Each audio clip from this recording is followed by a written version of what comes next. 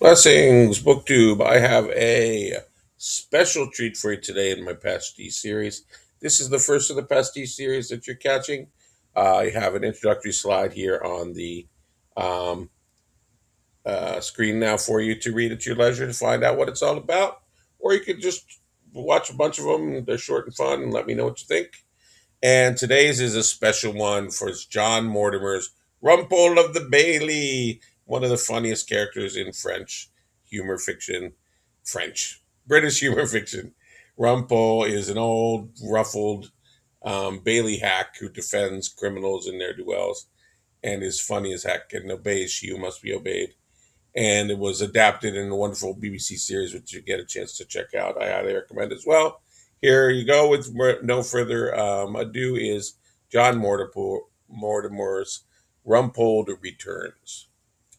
Rumpole was, of course, taken aback by the stranger's approach in the supermarket glare, but he thought it was just another of those funny American ways. All right, this is from the one where Rumpole goes to America, where his son has emigrated to teach in a college.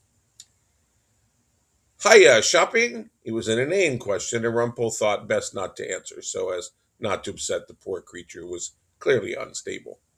I like your sweater. Don't see a lot of 'em in Florida. Button down, is it? Again, the inside of the specimen was staggeringly simple. Perhaps if he grunted he was British, the American would run in fear and leave him alone at last. But then Rumpole might have to go into a whole geography and history lesson about what England was and where. Best not to speak. You're quiet. Are you deaf and dumb? This was too much.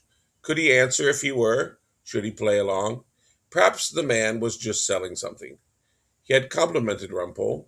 He was calculating how much he would be willing to part with in order to see the back of the stranger, as he said, I could perhaps contribute a few bob to your special school.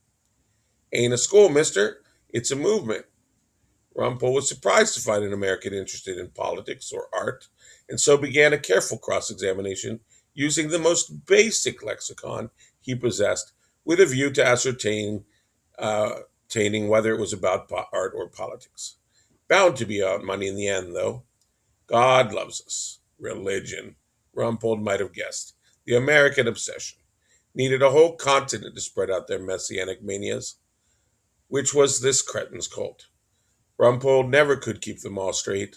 Again, Rumpole calculated the cost, converting quid to dollars, to extricate himself from this shopping hell.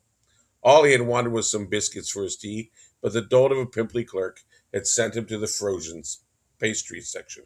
Really?